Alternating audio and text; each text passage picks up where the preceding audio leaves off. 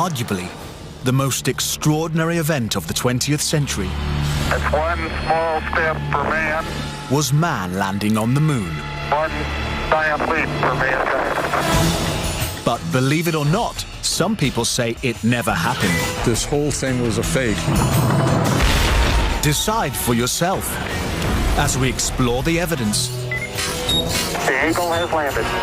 analyze official photos, What a ride, what a ride. examine the films, The flag flaps on the moon where there's no atmosphere. and hear the testimony of one former astronaut who's not afraid to speak his mind. NASA could have covered it up. Could the United States government be responsible for the deception of the century? NASA could have pulled off the greatest hoax of all time. You be the judge. Is this conspiracy? Did we land on the moon?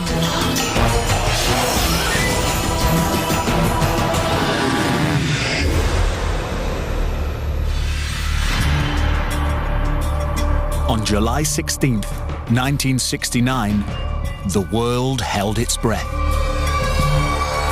10, 9, ignition sequence start. 6, 2, 1, 0. All engine running. Liftoff. We have a liftoff.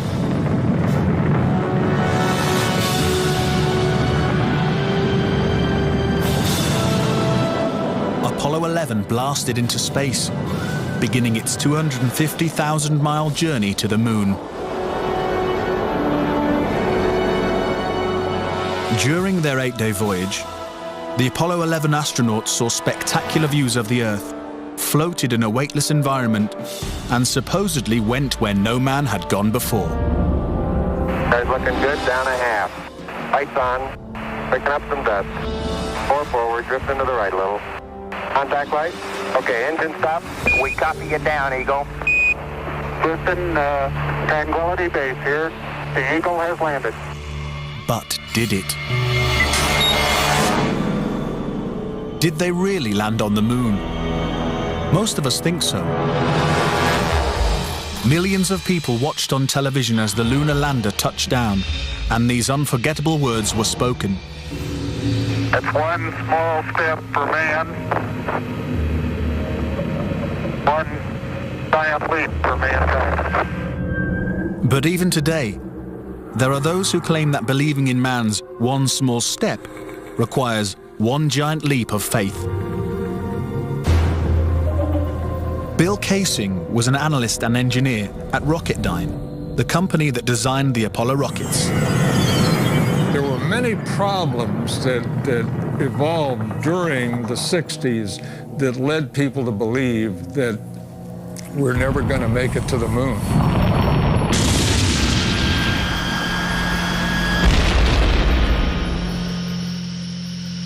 When the world watched Apollo's lunar landings, Bill Kaysing was watching too. But what he saw on television, combined with his experiences at Rocketdyne, made him a skeptic.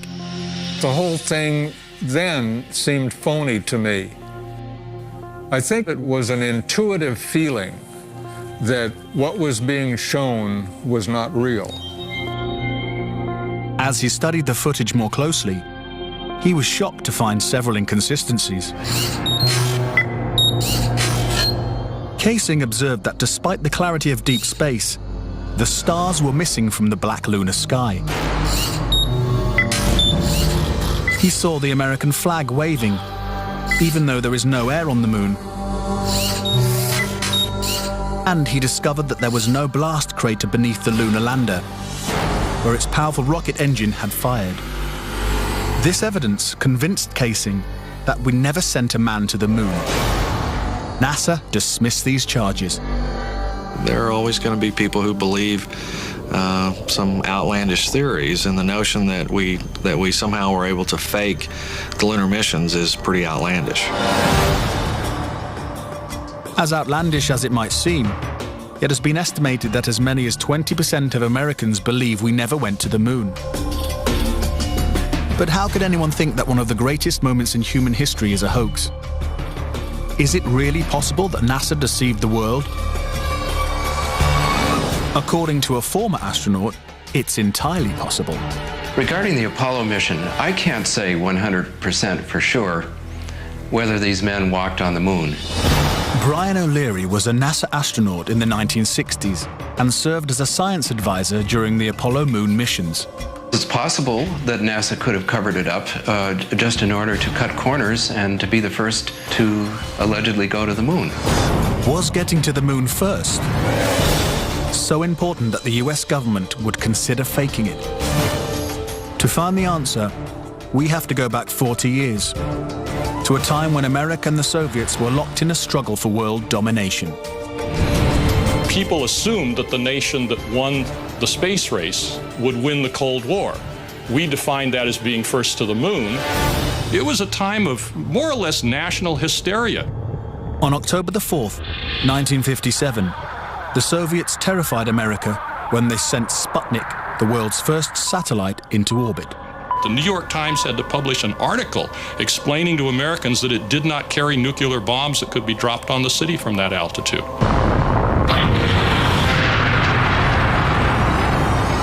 The American public's fear of nuclear annihilation intensified as Russia took the lead in the space race.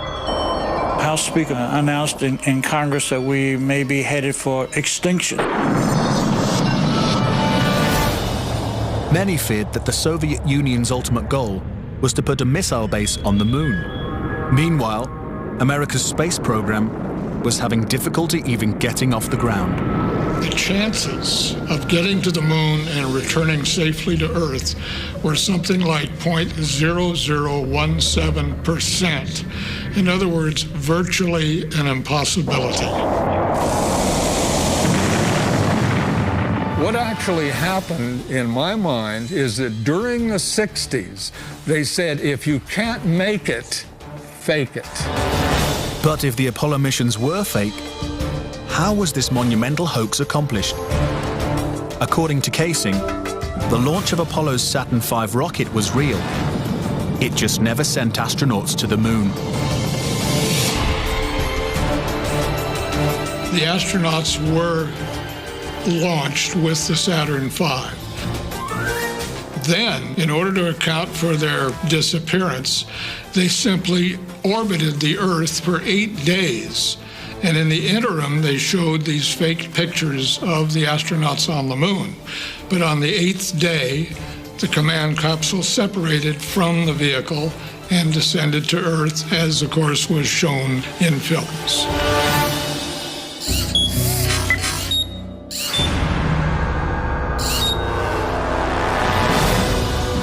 This theory inspired the 1978 movie Capricorn 1, in which the government attempts to fool the world by faking a mission to Mars. We do not claim this planet in the name of America. We claim it in the name of all the people of the planet Earth. The Apollo footage is strikingly similar to the scenes in Capricorn 1. Producer Paul Lazarus suggests that the film's plotline could be more fact than fiction. I believe, had they wanted to, that NASA could indeed have pulled off the greatest hoax of all time, never sent anyone to the moon, and recreated it in a television studio. And I believe it could have been done at that time. The technology was in place. The footing is solid. The surface seems powdery. Surface is fine and powdery. I can pick it up loosely with my toe. What we put up on the screen was our own simulated version of whatever we could do within a $4.8 million budget. But with NASA's $40 billion budget, Casing believes they had the resources to pull off a hoax if they couldn't make it to the moon. The reason I believe that NASA and the government faked the moon landing was basically it was technically impossible to do it. And they simply had to come up with some sort of alternative that they felt the public would believe. Casing theorizes that the lunar landings were actually filmed in Nevada's high desert, at the top secret military base known as Area 51. Area 51 is one of the most heavily guarded facilities in the United States. If you went in and tried to get some information, you could be shot and killed. without any warning. Russian spy satellite photos of Area 51 reveal not only a series of hangars that resemble movie sound stages, but also barren moon-like areas, which coincidentally are covered with craters. Compare this photo of a lunar crater, allegedly taken from the moon's orbit by Apollo 10, with this satellite photo of a crater at Area 51. Even astronauts acknowledge the similarity of the terrain. It has a stark beauty all its own. It's like much of the high desert of the United States. Could billions of people really have been fooled into thinking the Nevada desert was the moon? Casing believes it's possible, and maybe the real reason Area 51 is so heavily guarded. This is a very secret base, and with good reason, because undoubtedly the moon sets are still there. And if they are, no one's getting a look at them anytime soon. Up next, Tranquility Base here. if the lunar module landed with 10,000 pounds of thrust, why is there no blast crater? Plus, was this footprint really made on the moon? And later, 10 astronauts die under strange circumstances. How far could the conspiracy reach?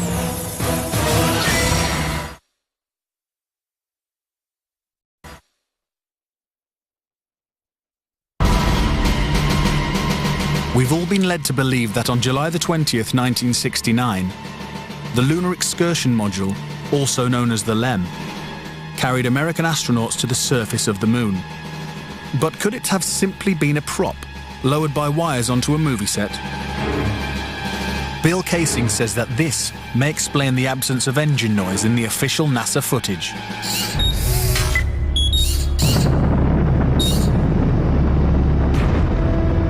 The noise level of a rocket engine is up into the 140, 150 decibel range. In other words, enormously loud. How would it be possible to hear astronauts' voices against the background of a running rocket engine? Picking up some dust. 30 feet, 2.5 down. Straight shadow. 4 forward, drifting to the right a little. Contact light. Okay, engine stop. Is this evidence that the footage is actually fake? A sequence shot in a controlled environment here on Earth? Just months before this historic landing, a prototype LEM was flight tested at Ellington Air Force Base. While NASA cameras record the test flight, Neil Armstrong struggles to control the unwieldy craft. Then, at approximately 300 feet, the lander flies wildly out of control. At the last second, Armstrong ejects and floats to safety. If the lander was so unstable and difficult to fly in the controlled environment of Earth, then how could the LEM land 6 times flawlessly in the alien environment of the moon? The LEM had a single engine mounted dead center, and then they had little push jets, thruster jets, a couple of them up on top. This was supposed to control their attitude as they came down. Well, I'll tell you a secret. The instant you moved your tail in that cabin an inch, you would change the load pattern, it would begin to tilt, and it would start that thing spinning.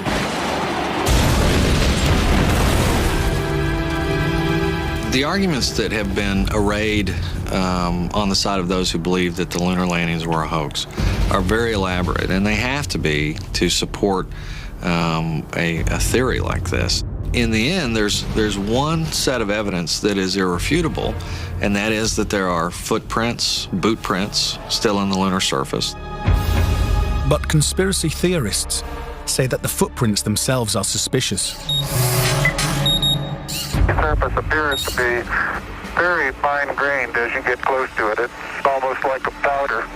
To have a powerful rocket engine blast the surface of the moon blasting away all of the dust, and then find footprints surrounding the lunar lander, that to me would be an impossibility.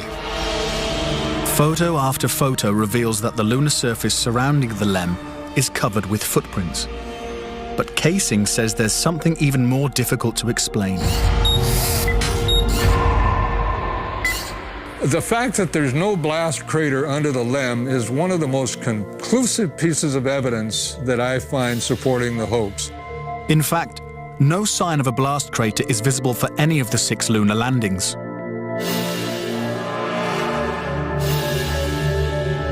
But LEM specialist Paul Feil says he can explain why the lunar module left no crater when landing on the moon. The amount of thrust that you need coming out of the bottom of the descent engine is about 1,500, 2,000 pounds of thrust. And all that does is just push dust away. There's no burning or anything like that. Yet NASA's own scientific illustrations clearly depict a blast crater. Then there's one other point. If they had truly landed on the moon, this dust would have then descended on the lunar lander, on the foot pads, and we find not a trace of dust on the foot pads. When I discovered that alone, I said, no way am I looking at a lunar lander that landed on the moon. Could it be that the LEM was just a prop on a giant lunar movie set? When Armstrong said, that's one small step for man and one giant leap for mankind, the footprint that he made could have easily been made in Area 51. Kaysing points out that the LEM's departure from the lunar surface is even more suspicious.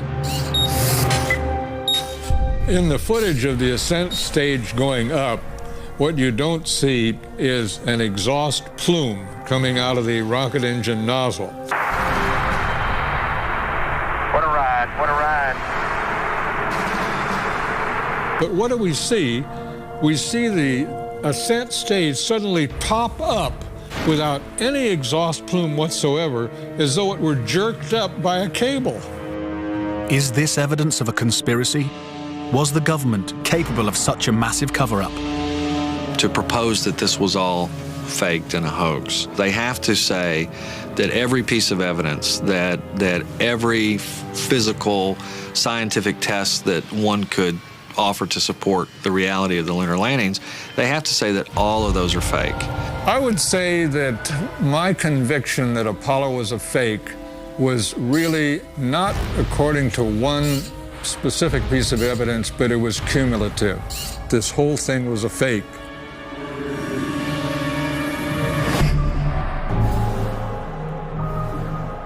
If the moon landings were actually filmed on a movie set, then where's the evidence? According to David Percy, an award-winning filmmaker and photographer, proof is in NASA's own lunar photos and video. Our research suggests that images of the Apollo landings are not a true and accurate record. In our view, the Apollo pictures were faked. Many of the images are replete with inconsistencies and anomalies. In fact, Percy claims that when examined, these images suggest that man never went to the moon at all. This famous scene of a man taking his first steps on the lunar surface is one of the most recognizable in history. But why are such important images so grainy and hard to see? And we're getting a picture on the TV. You got a good picture, huh? NASA claim this is the result of 1960s technology. If you go back and look at it, the Apollo 11 mission was some pretty awful video by today's standards. These were ghostly images. It just did not look very real at all. And that was a function of the transmitter at the time, the camera at the time that we had available to us to fly on Apollo 11. But investigative journalist Bart Sibrel believes that NASA intentionally made the images hard to see. NASA orchestrated the hoax in a very unique way through television. They had one picture which they completely controlled, black and white, grainy, that convinced everybody we were on the moon. We had no reason to doubt it. They had complete reins over the pictures, over the sound. I mean, sad to say, it was easier than people believe. But despite the lack of clarity, conspiracy theorists see evidence suggesting that these images were staged. It's absolutely unreal. Although it appears that the astronauts were moving in the moon's gravity, which is 1/6 that of the Earth, Percy notes that when the speed of the film is doubled, the astronauts appear to be running as if in Earth's gravity.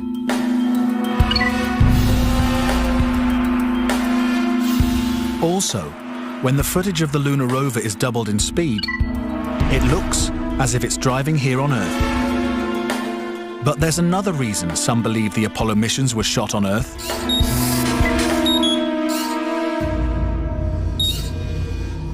If there's no air or wind on the moon, why is this American flag waving? The fact that the flag flaps on the moon where there's no atmosphere means that there must have been a little blast of wind out in Area 51 where they shot this. Could these questionable images simply be the result of the astronauts struggling to plant the flag in the lunar surface? Or is there more going on than meets the eye? What about the still photography? Some say the designs of the bulky spacesuits would have made it extremely difficult for the astronauts to operate their chest-mounted cameras. The man who designed these cameras is Jorn Lundberg. Once on the moon, on the lunar surface, in the dress, in the life support system, you couldn't see the camera. They couldn't bend their head that far down. They had no viewfinder, they had to aim by moving their body. Click, click, click. If the cameras were so difficult to manipulate, how were thousands of photos taken with crystal clarity and precise framing? The pictures that we see that allegedly were taken on the moon are absolutely perfect.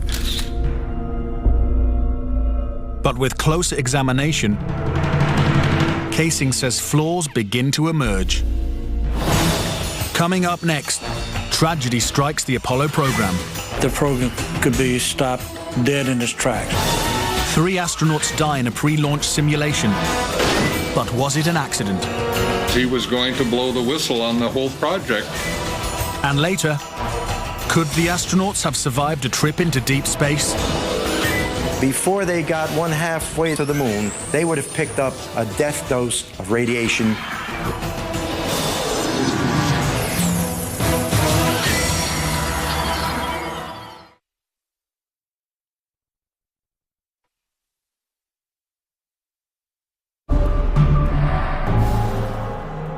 If the moon landings were actually filmed on a movie set, then where's the evidence? According to David Percy, the proof is in NASA's own lunar photos and video. Our research suggests that images of the Apollo landings are not a true and accurate record. In our view, the Apollo pictures were faked. Many of the images are replete with inconsistencies and anomalies.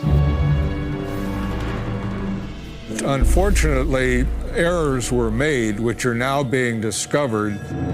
Conspiracy theorists point out that lighting is a major flaw in the lunar photos. Case in point, on the moon, the astronauts' only source of light was the sun. They had no extra lighting, no flashes or things like that. Yet in this photograph from Apollo 14, the shadows are cast in different directions, suggesting multiple light sources. The shadows cast by the rocks in the foreground should have been east-west, like the LEM shadow.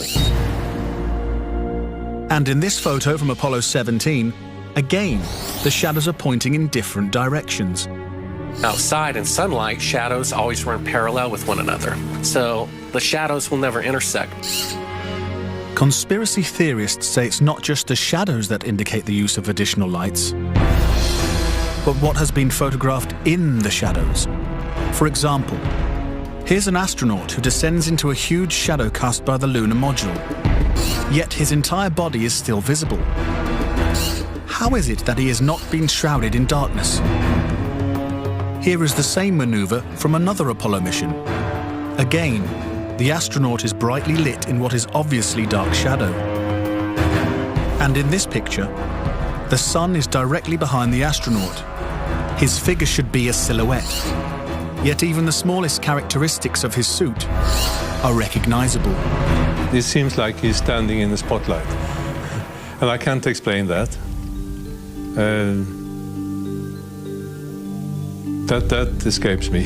Why? And finally, in this picture, with the sun behind the lunar module, the front of the craft is clearly visible.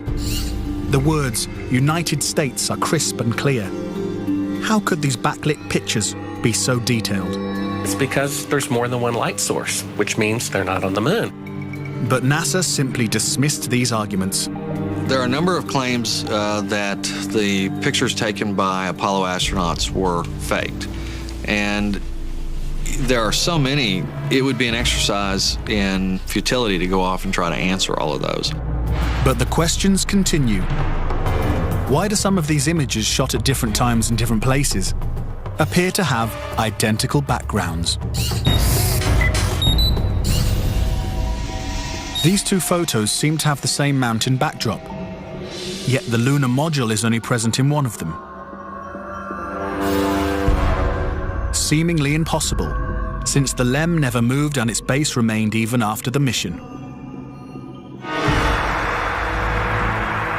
What a ride, what a ride. Some suggest the same artificial background was used when shooting two entirely separate pictures. Background discrepancies are also apparent in the lunar video. The best evidence are some pictorial anomalies in the photographic record of the trip to the moon. There is one for Apollo 16 where the same shot, the same hill, appears in 2 different days.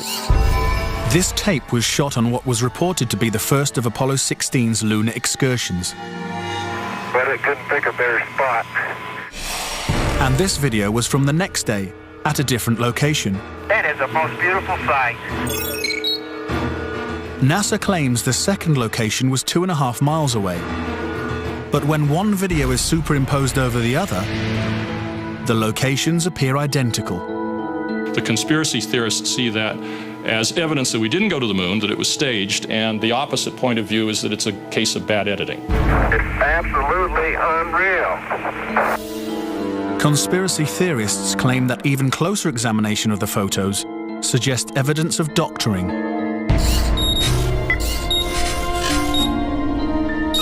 For reference, crosshairs were permanently etched into the lunar cameras, so they would have to appear on top of every image.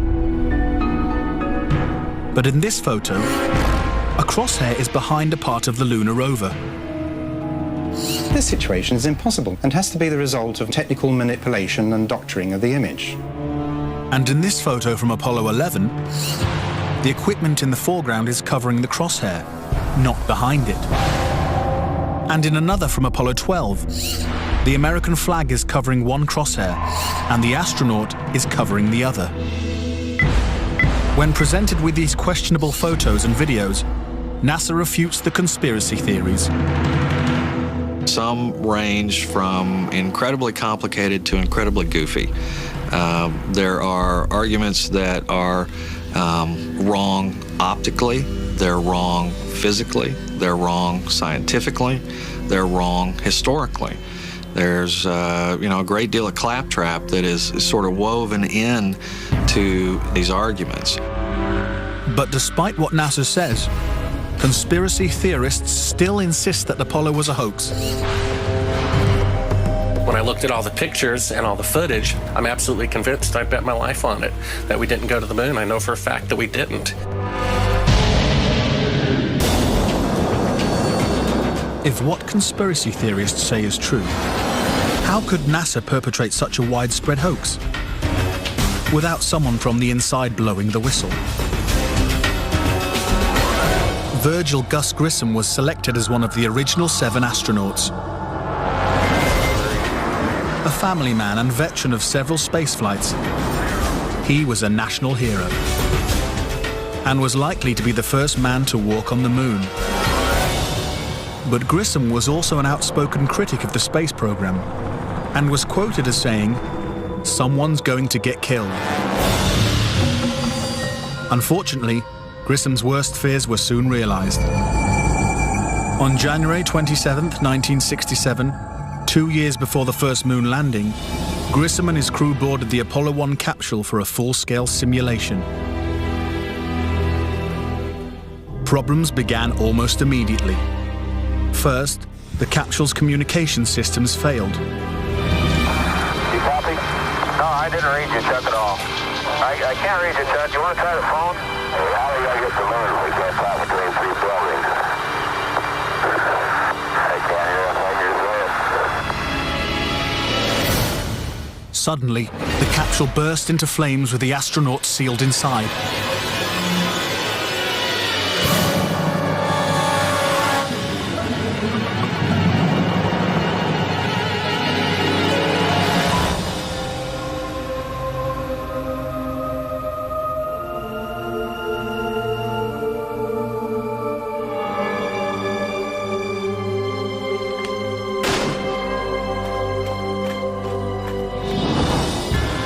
Tragically, Gus Grissom, Ed White, and Roger Chaffee lost their lives before ever leaving the launch pad.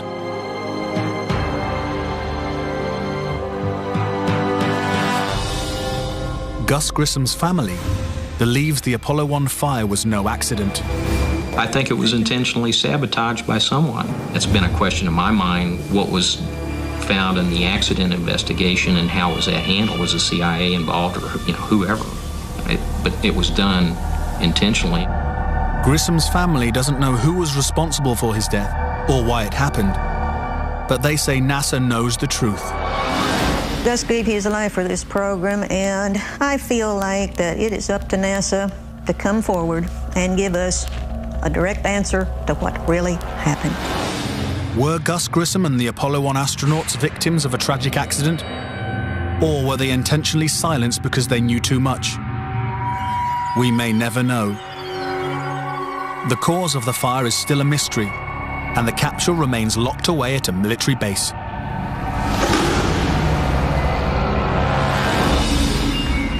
But Grissom wasn't the only Apollo critic to meet with a suspicious and untimely death. Thomas Ronald Barron was a safety inspector during Apollo 1's construction. After the fire, Barron testified before Congress that the Apollo program was in such disarray that the United States would never make it to the moon. He claimed his opinions made him a target. Has there been any pressure on you by NASA? Nothing. We were, my wife and I were somewhat harassed at home when this first thing broke some time back, but it's gone away now. As part of his testimony, Barron submitted a 500-page report detailing his findings. There was a real fear that the program could be stopped dead in its tracks. Then, exactly 1 week after he testified, Barron's car was struck by a train. Barron, his wife and stepdaughter were killed instantly. I believe that Thomas Ronald Barron was murdered because he had the truth to tell about the Apollo project. Barron's report mysteriously disappeared, and to this day, it has never been found. But the Apollo program continued. And so did the string of untimely deaths.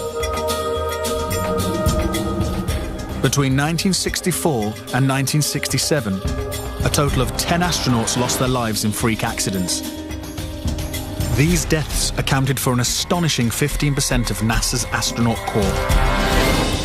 To keep something that's alive wrapped up and covered over, you've got to eliminate all the people that can talk about it. Could the government have gone this far to pull off such an elaborate hoax? NASA says it's impossible. There were probably 250,000 people who were directly involved in the Apollo program, and another 500,000 people beyond that. 750,000 people can't keep a secret like that. That's just not going to happen. But Bart Sibrel insists that most NASA employees knew nothing of the deception. Very few people at NASA knew. The thing is so departmentalized. You got the person building the bolts in Houston, or doing this in Seattle, or doing this in Florida. No one knows the full picture. So, you know, you had no one seeing the full picture of anything except a handful of people. If the conspiracy theorists are right, and only a few people knew the whole story, then the truth may remain buried forever.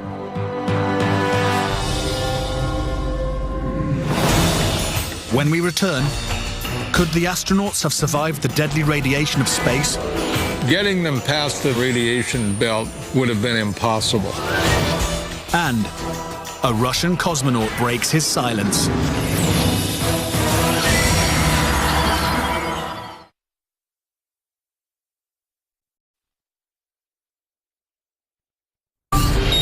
Suspicious deaths, evidence of doctored photos, and flags waving in the airless vacuum of space are not the only reasons to doubt that we ever went to the moon. Some say the astronauts could never have survived the trip. The reason why they couldn't go to the moon is because of a phenomenon that few people know about called the Van Allen radiation belts. 500 miles above the Earth, these bands of intensive radiation surround our planet and are thousands of miles thick. Any human being traveling through the Van Allen belt would have been rendered either extremely ill or actually killed by the radiation within a short time thereafter. Other than the Apollo missions, no other manned space flight has attempted to pass through this deadly radiation. Every manned mission in history, Gemini, Mercury, Skylab, the Space Shuttle, has been below the radiation belt, all except going to the moon. To protect the astronauts, the capsule would have needed 6 feet of lead shielding, according to physicist Ralph Rene. Obviously, the only shielding they had was the literally paper-thin outer hull of aluminum, and their suits consisting of glass fiber, some aluminum fibers, and silicon rubber. It's very interesting concerning radiation that the astronauts were protected by a thin film of aluminum when here on Earth they put a lead shield on us when they take a dental x-ray. Some theorize that if the Van Allen belts didn't kill the astronauts, even deadlier doses of radiation deeper in space would have. Violent explosions on the sun, called magnetic storms, flood space with intense radioactivity. A magnetic storm will come along, and that can increase the intensity of the radiation belts by maybe 1,000 times above what it was before. According to Rene, the Apollo 16 missions coincided with one of the sun's most intense storms ever recorded. Around the rotating sun came this immense flare, the biggest one of the 20th century. It went on for 3 or 4 days. All the while it's slowly rotating around. Although the effects of radiation are horrific, ranging from hair loss to cancer to death, the solar flares had no adverse effect on the Apollo 16 crew.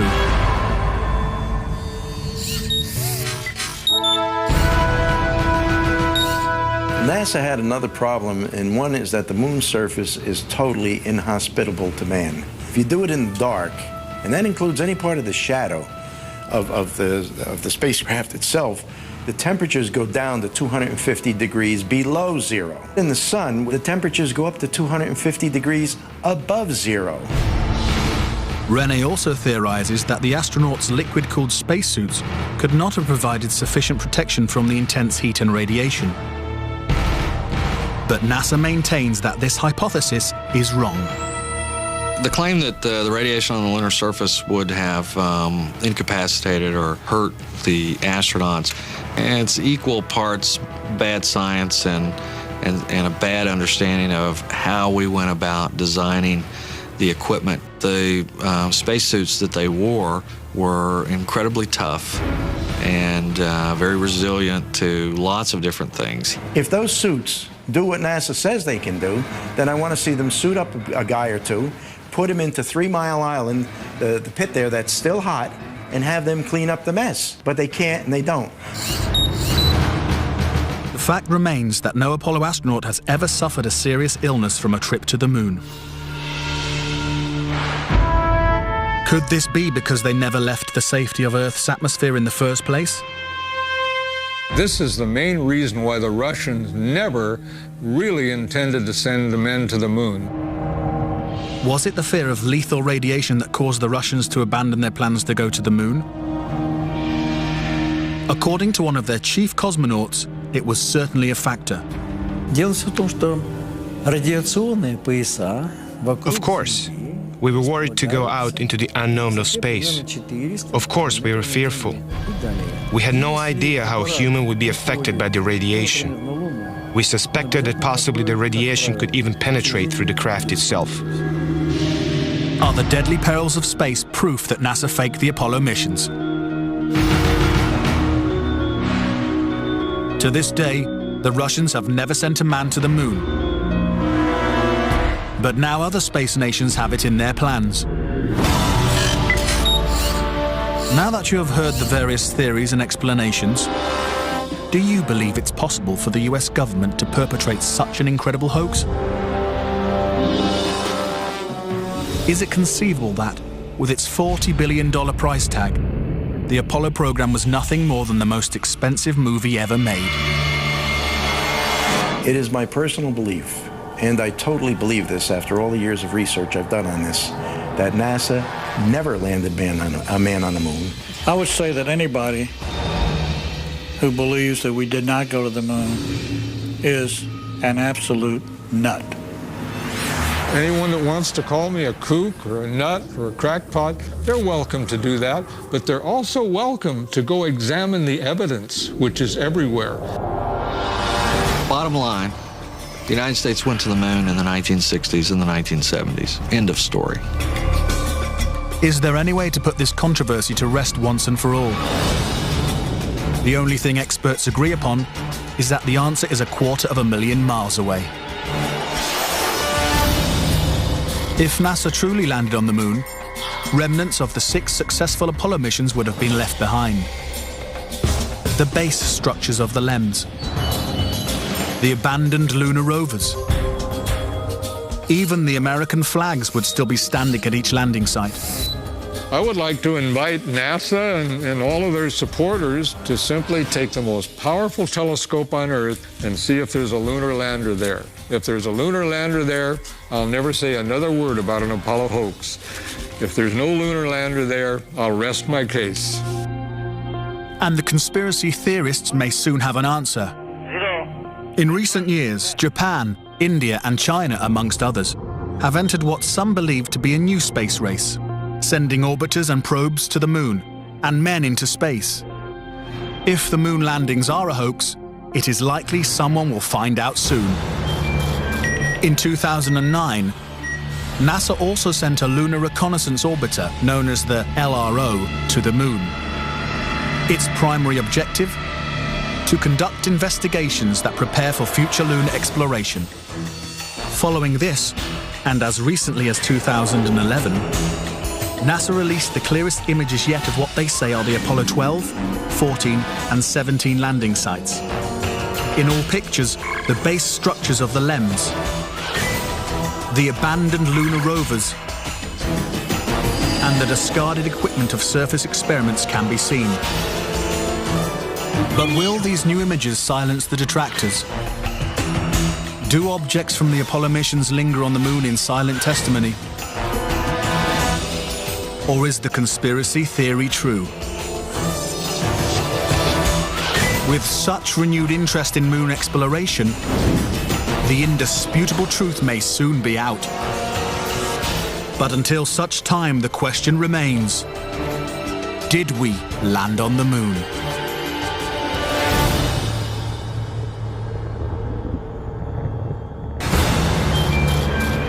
Well, the new series of Burn Notice continues over on 5 Star Next tonight, whilst next here on Channel 5, Chris Tarrant meets another wealth of colourful characters in new Extreme Railways.